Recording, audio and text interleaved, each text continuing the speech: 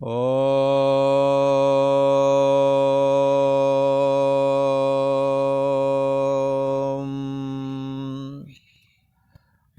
गुरु ब्रह्मा गुरु विष्णु गुरुदेव महेश्वरा। गुरु साक्षात् परम ब्रह्म तस्मै श्री गुरुवे नमः।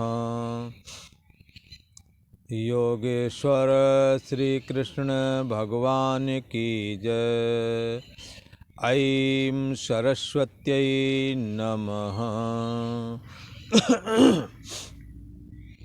पूर्व का प्रसंग चल रहा है। भगवान श्री कृष्ण अर्जुन के प्रति विज्ञान सहित ज्ञान का कथन कर रहे हैं। भगवान श्री कृष्ण ने कहा, यदि कोई विज्ञान सहित ज्ञान को धारण करता है तो वो अशुभ रूप संसार से मुक्त हो जाता है, अर्थात दुख रूप जो ये संसार है उससे वो छूट जाता है। किसी ने कहा, इसको संसार के छूटने की बात कहते हो तो संसार तो हर जगह है, छोड़ के जाओगे कहाँ? जहाँ रहोगे वहाँ संसार के अंदर में ही रहोगे, अंतर्गत ही रहोगे, तो छोड़ के कहाँ जाओगे? तो यहाँ छोड़ने का मतलब है कि शरीर जन्म और मरण वाला है, वृद्धि विपरिणाम अपक्षय वाला है। इस शरीर को जब ये बचपने का होता है तो कहते हो मैं बालक हूँ, और बाल्यावस्था के अपने सुख दुख अलग तरीके के हैं। इसी प्रकार जवानी अवस्था है, जवानी के अपने भी सुख दुख अलग तरीके के हैं। तो शरीर बढ़ता है फिर घटता है, जरावस्था को प्राप्त होकर के अपने आप गोविंदाय नमो नमः हो जाता है।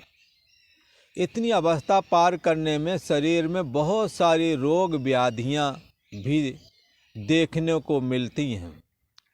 इसलिए भगवान श्री कृष्ण कहते हैं, यहाँ जो कुछ भी देखते हो, हाँ ये सुख भी दुख है और दुख तो दुख है ही है। किसी का सुख दुख कैसे है? जैसे आपकी कोई प्रिय वस्तु है और तो वो प्रिय वस्तु के वियोग का खतरा हमेशा बना रहता है। जैसे प्रिय पुत्र है, बाजार गया और घंटे 2 घंटे लेट हो गया तो बड़ी चिंता होती है। एक ही बेटा है, पता नहीं कहाँ रह गया, क्या हुआ। जिससे सुख मिलता है उससे वियोग होने का दुख भी मिलता है। इसलिए राग जिससे होता है और जिससे द्वेष होता है। रागवान आदमी भी दुखी करता है। जैसे राजा दशरथ के हृदय में राम के प्रति राग था, और राम जब जंगल को गए तो उनके पिता दशरथ के प्राण पखेरु उड़ गए, वियोग सहन नहीं कर पाए। इसी प्रकार जिससे आपका द्वेष हो गया है, उस द्वेष वाले के प्रति भी हम दुखी, जिससे हमारा द्वेष है, जिससे हमारी छाती जल रही है, तो दुखी रहते हैं। रामचरितमानस में तो कहा, मिलत एक दारुण दुख देई, बिछुरत एक प्राण हर लेई। जहाँ राग होता है उसके बिछुड़ने पर प्राण चले जाते हैं किसी किसी के। जैसे राजा दशरथ के और भी बहुत सारे उदाहरण हैं कि वियोग बर्दाश्त ना कर सके। और इसी प्रकार जिससे द्वेष है, मिलत एक दारुण दुख देई, पर जिससे आपका द्वेष है वो जब मिलेगा तो तुरंत गला पकड़ेगा। दोनों से दुख मिल रहा है।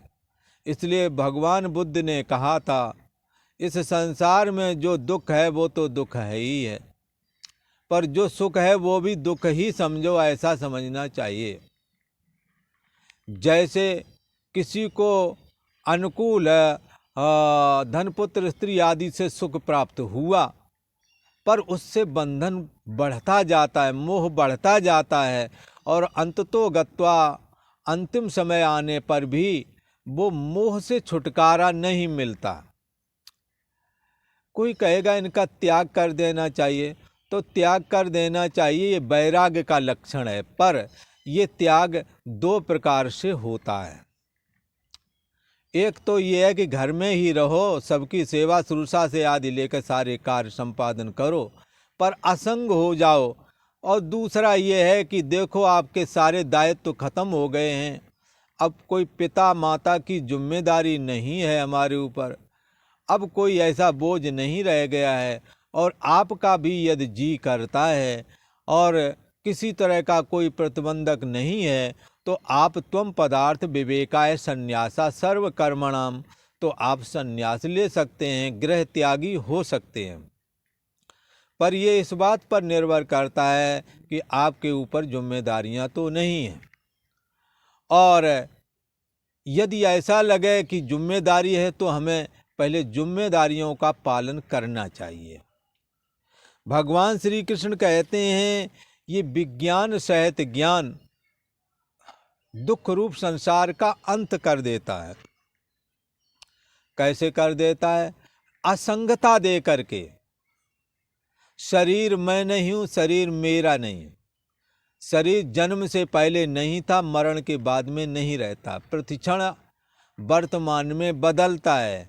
बचपने में कैसा चेहरा, और फिर बाल आ गए काले काले, फिर अब सफ़ेद हो गए, फिर शरीर में झुर्रियाँ आ गईं, जरा अवस्था ने प्रवेश किया, गोविंदाय नमो नमः हो गया।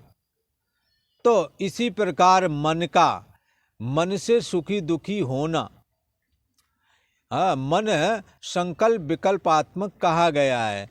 ये अनुकूल परिस्थिति में सुखी होता है और प्रतिकूल परिस्थिति में दुखी होता है। तो हम मन से यदि असंग हो जाएं तो सुख दुख हमें वैसा व्यतीत नहीं कर पाएंगे जैसा पहले करते रहे। तो मन से असंग हो गए तो मन के अनुकूल और प्रतिकूल संकल्प विकल्प जो उठते थे उससे दुखी और सुखी होता था, इससे वो असंग हो जाता है। और मन ही परछिन्न व्यक्तित्वपना को धारण करके जीव भाव की मुख्य ग्रंथि भी मानी जाती है। यदि जीव भाव की ग्रंथि का छेदन कर सकें तो कर्मों का भी छेदन हो जाता है, कर्म की ग्रंथि भी उनकी कट जाती है। इसलिए भिद्यते हृदय ग्रंथि छिद्यन्ते सर्व संशया क्षीयन्ते चास्य कर्माणि तस्मिन् दृष्टि परावरे। ये परम ब्रह्म परमात्मा आपके हृदय देश में है। यूं तो अगर वैराग्य हो तो जंगल में जाने की कोई जरूरत नहीं है। काहे रे बन खोजन जाई, सर्व निवासी सदा आलेपा, तेरे ही संग समाई। आपके बुद्धि देश का आश्रय और प्रकाशक जो है, जो साक्षी है, जो शुद्ध चेतन मात्र है, हाँ, वो आपके परछिन्न व्यक्तित्वपना रूप जो अहम है, जो जीव भाव है, उसका होना ना होना, उसका सोना और जागना, उसका होना ना होना, ये सब जानता है। जो जानता है को देवा, वो कौन सा देव है? वो देव कोई दूसरा नहीं है। उसको विज्ञान के सहित उस देव को यदि जाना जाए तो अशुभ रूप संसार से छुटकारा मिल जाता है, ऐसा भगवान श्री कृष्ण ने कहा है। भगवान श्री कृष्ण कहते हैं कि ये ज्ञान यदि ये ज्ञान हमारा है, बोला, इस ज्ञान को जो कोई धारण करेगा वो भी कैवल्य निर्वाण को प्राप्त होवेगा।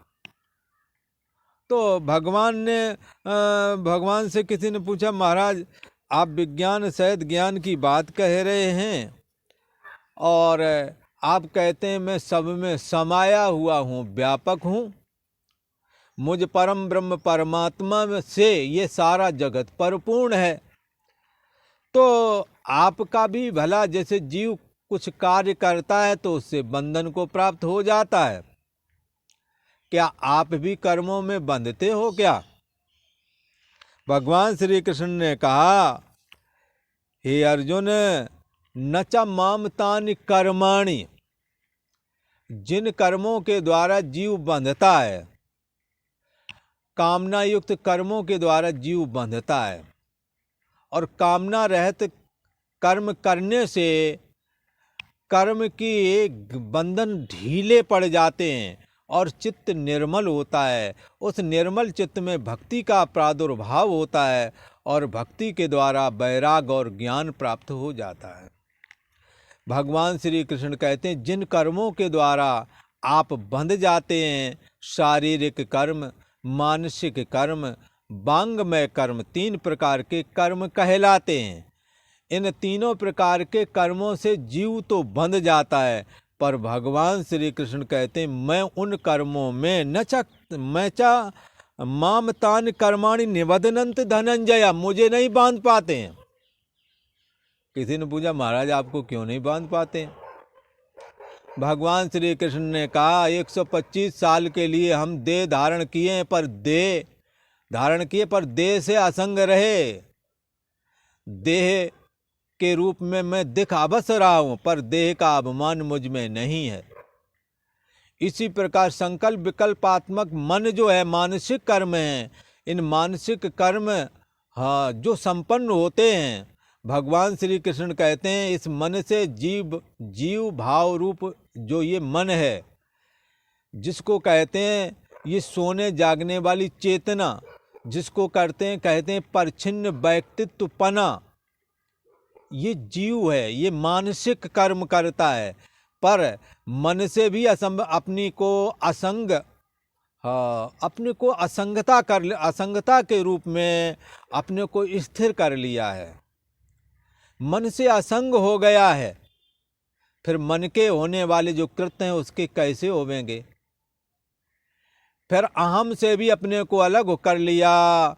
सोने जागने वाली चेतना को भी जो जान गया, फिर जिसने जाना सोहम अस्मि, वो मैं हूं।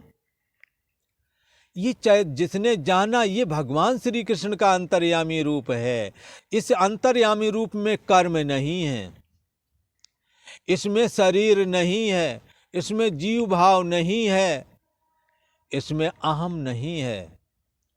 यही वजह है, न चा मामतानि कर्माणि निबध्नन्ति धनंजया, मेरे को ये कर्म बांध नहीं पाते।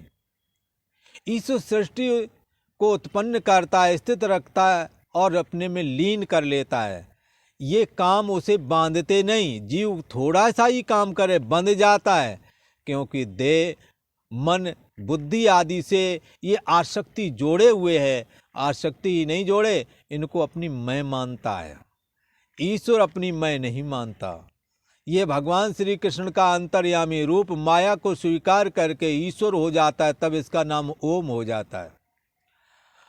और फिर वही माया अपना परछिन्न रूप धारण करके जब सभी के शरीर के अंदर मन बन जाती है, तो फिर जीव बन जाता है। भगवान श्री कृष्ण का ही अंतर्यामी रूप देखो कितने रूप धारण करता है। माया को स्वीकार करके ईश्वर बन जाता है, मन को स्वीकार करके जीव बन जाता है, देह को स्वीकार करके वसुदेव देवकी के पुत्र बन जाते हैं। और मन और माया भाव से रहित कर दो तो वही छंदोग वाली श्रुति आ जाती है, सदैव सौम्यदम अग्रे आसीत एकमेव द्वितीयम ब्रह्म। फिर जब इस जगत का अंत हो जाता है, तब फिर बच जाते हैं एक सत्ता मात्र स्थिति में, अद्वितीय भाव में, दूसरा नहीं रहता। फिर वही रहते हैं। 4 प्रकार से भगवान श्री कृष्ण हैं। सत्ता मात्र स्थिति, फिर माया को स्वीकार करके ईश्वर रूपता, परछिन्न माया का रूप जब सभी शरीरों में मन बन करके दिखता है तो जीव रूपता, फिर देह, एक देह जिन्हों से प्रकट हुए भगवान के जो माता पिता वसुदेव देवकी, उनके पुत्र के रूप में देह बन जाते हैं। और चारों भाव, उसमें देह भाव तो 125 साल के लिए स्वीकार किया भगवान ने, और जीव भाव तो जब जीव भाव तो मन के खड़े होने पर है, और मन को समष्टि में लीन करके ईश्वर रूपता प्राप्त कर लेते हैं। जीव भाव खत्म हो जाता है, ईश्वर भाव भी महाप्रलय में खत्म हो जाता है, और फिर सत्तात्मक स्थिति भगवान की बचती है। इस प्रकार से भगवान श्री कृष्ण कहते हैं, मेरे को ये कर्म नहीं बांधते, क्योंकि मैं इन सबसे असंग हूँ। चाहे सृष्टि की उत्पत्ति करूँ, चाहे संहार करूँ, पर इनके उत्पत्ति करने से हमें कोई पुण्य नहीं मिलता, संहार कर देने से कोई पाप नहीं लगता, क्योंकि मैं इन सबसे असंग हूँ। हाँ, इनका आश्रय प्रकाशक हूँ। मयाध्यक्षेण, मेरी अध्यक्षता में, मेरी समीपता में ये सारा कुछ माया करती रहती है। मेरी समीपता में ये माया जो है ये सारी संरचना करती है। इसको अलग से कुछ करने की जरूरत नहीं है। मेरी समीपता मात्र से, हाँ, जैसे चुंबक की समीपता से लोहा क्रिया करता है, ऐसा भगवान श्री कृष्ण ने अपने को सबसे अलग बताया। पर ऐसा जो नहीं जानते, क्यों नहीं जानते? क्योंकि भगवान की भक्ति से रहित हैं। भगवान का चिंतन इन्होंने नहीं किया, भगवान के गुणों का गान नहीं किया। जिन्होंने संत सभा सपनेऊ नहीं देखी, संतों का जो आदर नहीं करते हैं। और भगवान कहते मम गुण गावत पुलक शरीरा, जो मेरे गुणानुवाद करते हुए भाव विभोर हो जाते हैं। ऐसे लोग, हाँ, ऐसे लोगों की बुद्धि की जो जड़ता है वो खत्म हो जाती है। और बुद्धि की जड़ता जिन्हों की खत्म हो गई, उनकी बुद्धि को निर्मल कहते हैं। उनकी बुद्धि में ये परमात्मा का दिव्य ज्ञान ठहर जाता है। पर जिन्हों की बुद्धि की जड़ता भगवान के गुणानुवाद करके, नाम जप के, साधु सेवा करके, माता पिता की सेवा करके, जिन्होंने ऐसे ये सारा कुछ किया, उनके चित्त निर्मल हो जाते हैं। वो भगवान श्री कृष्ण के रहस्य को समझने के लायक बन जाते हैं।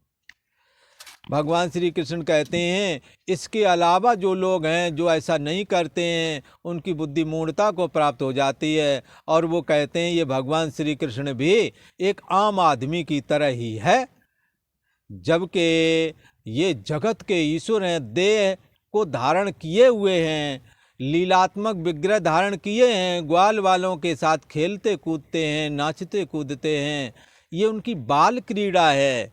इस बाल क्रीड़ा को करते हुए भी ईश्वरता में कोई फर्क नहीं आता।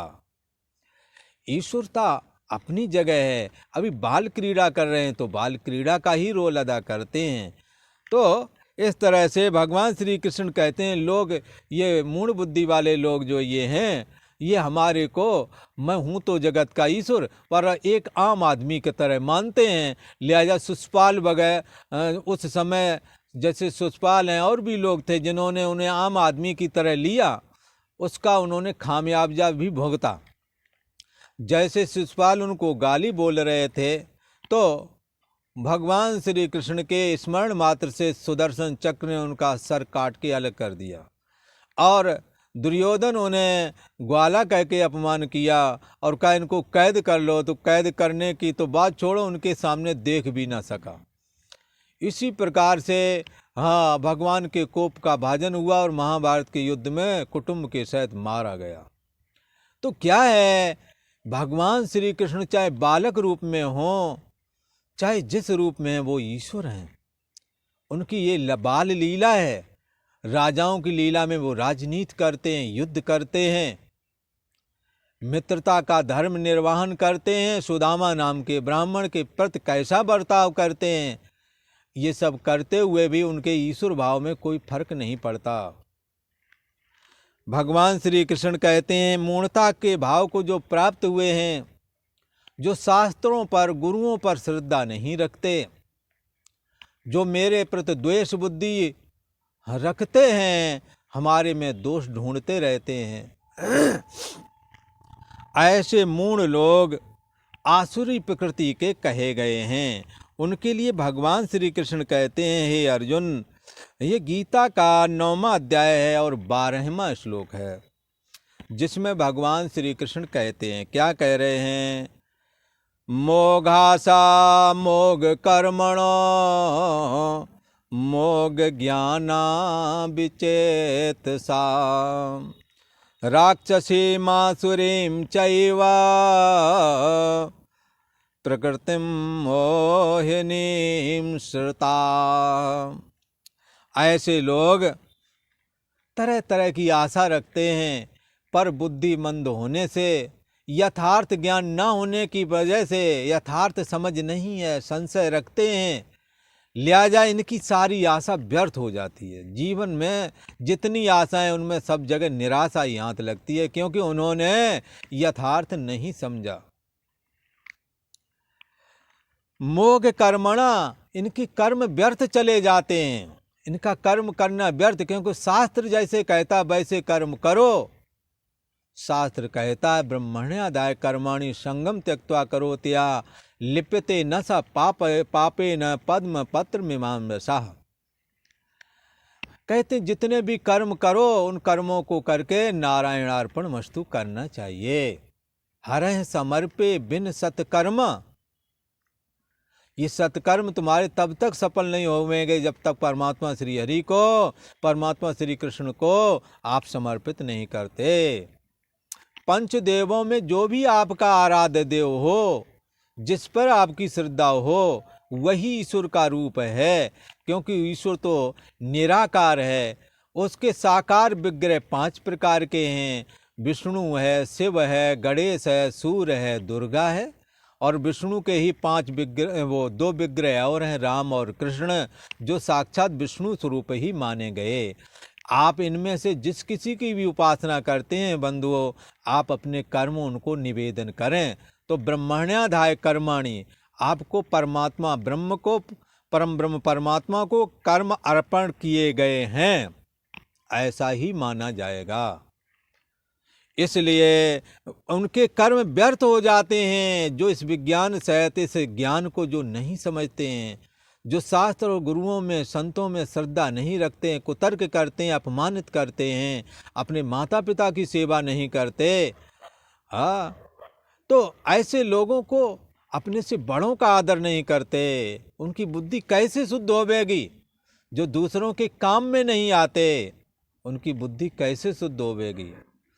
बुद्धि शुद्ध होती है तब ही यथार्थ ज्ञान प्राप्त होता है। यथार्थ ज्ञान के द्वारा आप जैसी आप आशा अथवा जैसा संकल्प करेंगे वो सिद्धि होवेगी।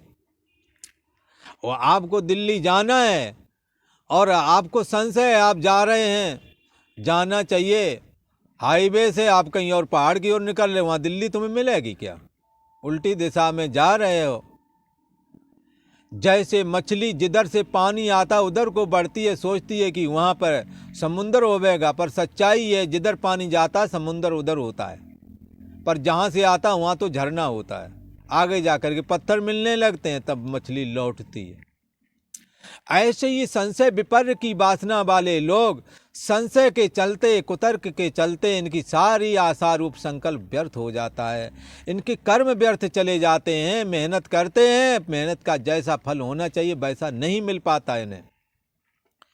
इसलिए जब ये ईश्वर अर्पण कर्म करते हैं तो उससे ईश्वर की भक्ति मिलती है। और कर्म का फल चाहेंगे तो कर्म का फल भी मिलेगा। ऐसा नहीं सोचना नहीं मिलेगा, मिलेगा। आप जैसा चाहोगे वैसा ही मिलेगा। पर ब्रह्मण्यादाय ईश्वर को अर्पण करके चलो, सारे कर्म सार्थक हो जाएंगे, सफल हो जाएंगे, फल देने में समर्थ हो जाएंगे। फल 2 प्रकार से हैं। ईश्वर भक्ति देता है, ईश्वर की भक्ति भी दे सकते हैं। यदि फल छोड़ देंगे, फल चाहेंगे तो फल देवेंगे। विचेत सहा, ये जो मूढ़ बुद्धि वाले हैं, जो संशय विपर रखते हैं भगवान के प्रति, शास्त्रों के प्रति, अपने से बड़ों के प्रति, उनके लिए कहते हैं विचेतसा। ये विक्षिप्त चित्त हो जाते हैं। आप देखेंगे जो ज़्यादा कुतर्की हैं उनका चित्त विक्षिप्त रहता है। उनसे बात आप करें, आपका चित्त भी विक्षेप को प्राप्त हो जाएगा। इसलिए ऐसे लोगों से बचकर के हमने श्रद्धा को तोड़ना नहीं है, विश्वास को तोड़ना नहीं है। श्रद्धा और विश्वास, श्रद्धा फलदायकम, श्रद्धा फल देने में समर्थ है। आप श्रद्धा नहीं रखेंगे, फल कैसे आएगा? इसलिए कहा है गीता में, अश्रद्धया हुतम दत्तम तपस्तप्तम। अश्रद्धा के द्वारा तुमने जो होम किया, जो दान दिया, जो तपस्या की, हाँ, असत थी, ये असत हो जाते हैं। इसलिए हमने जीवन में अपनी श्रद्धा को तोड़ना नहीं है, श्रद्धा बनाए रखना है। ये विक्षिप्त चित्त वाले हो जाते हैं ऐसे लोग, और इनकी प्रकृति राक्षसी हो जाती है। हर किसी से तर्क वितर्क, हर किसी से दिल दुखाने वाली बातें कहना, उनके श्रद्धा पर चोट करना, हाँ, उनकी आस्था को चोट पहुंचाना, ये राक्षसी और आसुरी भाव को प्राप्त हो जाते हैं। और फिर मोहिनीम प्रकृति में अवसरता, फिर तो इनका चित्त मोहित ही हो जाता है, बस वही दिन रात करते रहते हैं और सारा जीवन टेंशन में जीते, न सुख से रहते हैं न किसी को सुखी रहने देते हैं। और फिर मोहिनी प्रकृति को ही धारण किए रहते हैं, जो आएगा उसी को वैसी ऊटपटांग बातें सुनाएंगे। अपनी श्रद्धा तो खराब है ही है, दूसरों को भी ले डूबेंगे। इसलिए सठ सुधरें सत संगत पाई, दुष्ट भी तब सुधर जाता है जब सज्जन पुरुषों का संग मिलता है। और सज्जन पुरुष किसी भी ड्रेस में हो सकते हैं, किसी भी घर गृहस्थी से लेकर विरक्ति आदि हर जगह सज्जन पुरुष होते हैं, श्रद्धालु होते हैं। हमने श्रद्धावान सज्जन पुरुषों का संग करना है और अपनी श्रद्धा को मजबूत करना है और परमात्मा का गुणानुवाद करना है, परमात्मा का नाम जपना है, लीला कथाएं सुननी हैं और विश्वास पूर्वक सुननी है कि इससे हमारा निश्चय ही कल्याण होना है। तो भगवान श्री कृष्ण कहते हैं, मूढ़ प्रकृति वाले लोगों के विषय में ये बात कही, इनकी क्या दशा हो जाती है, एक बार स्मरण करते हैं। इनके संकल्प रूप जो आशाएं हैं वो व्यर्थ चली जाती हैं और इनके कर्म भी, हाँ, जैसे तप रूप कर्म हिरण्याकश्यप ने किया, पर हाँ मूढ़ बुद्धि को धारण करके किया, तप व्यर्थ गया और अमरता होने का जो वरदान लिया था वो निष्फल गया। और जो हिरण्याकश्यप था वो भगवान के द्वारा मृत्यु को प्राप्त हुआ, बच नहीं पाया। इसलिए उसका तप रूप कर्म वृथा चला गया, परमात्मा के समर्पित जो नहीं हुआ। इसलिए ऐसे मूढ़ पुरुषों के लिए संकल्प रूप जो आशाएं हैं ये व्यर्थ हो जाती हैं, इनके कर्म भी व्यर्थ चले जाते हैं, इनका ज्ञान भी व्यर्थ है। दुनिया भरे की मेहनत करी, व्याकरण पढ़े, श्रद्धा ईश्वर पे है नहीं, शास्त्र पे है नहीं, किसी पे है ही नहीं, वो इनके ऊपर वो ज्ञान भी बोझ है। और तरह तरह के शास्त्र के विचार आते हैं, उससे चित्त विक्षेप को प्राप्त होता है, वजन बना रहता है दिमाग पे हमेशा। इसलिए ऐसे विक्षिप्त लोग, हाँ, इनका ज्ञान भी व्यर्थ चला जाता है और ये विक्षिप्तता को प्राप्त हो जाते हैं, राक्षसी आसुरी और मोहिनी प्रकृति को ही धारण किए रहते हैं, ऐसा भगवान श्री कृष्ण ने कहा। और आज इतना ही। ओम शांति शांति शांति।